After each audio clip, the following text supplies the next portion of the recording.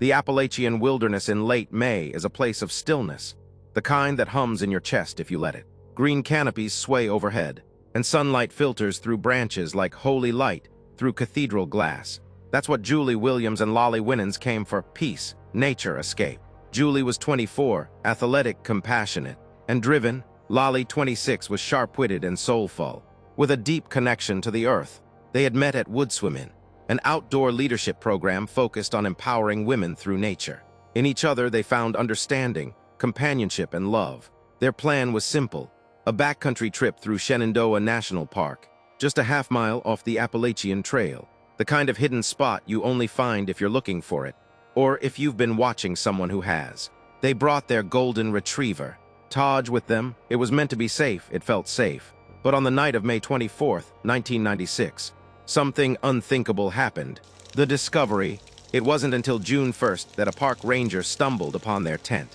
Something was off. The dog was loose but unharmed, circling. Confused and hungry, the bodies were inside, in a manner that later reports would call calculated. Bound, their throats had been slit. The horror rippled fast. The FBI was called in. The media swarmed. 2 young women, both talented, kind, and beloved, slaughtered in one of the country's most iconic parks. There was no sign of robbery, no clear motive, no forced entry, just a killer who came and vanished like a shadow through the trees. The questions. The case baffled investigators. Was it a crime of opportunity or of hate? Julie and Lolly were quiet about their relationship, not because they were ashamed, but because 1996 wasn't safe for women who loved women. Even in the wild, there are eyes that judge, that watch, that wait. Whispers began. Had they been targeted for who they were? The FBI eventually brought charges in 2001 against Daryl David Rice, a Maryland man who had previously attacked a female cyclist in the same park. Prosecutors claimed Rice had a hatred for women, and especially for lesbians. But the case was weak. DNA found at the scene didn't match him. The charges were dropped. And just like that, the forest fell silent again. The echoes that remain. Decades have passed. The trail still draws dreamers, drifters, lovers, and loners.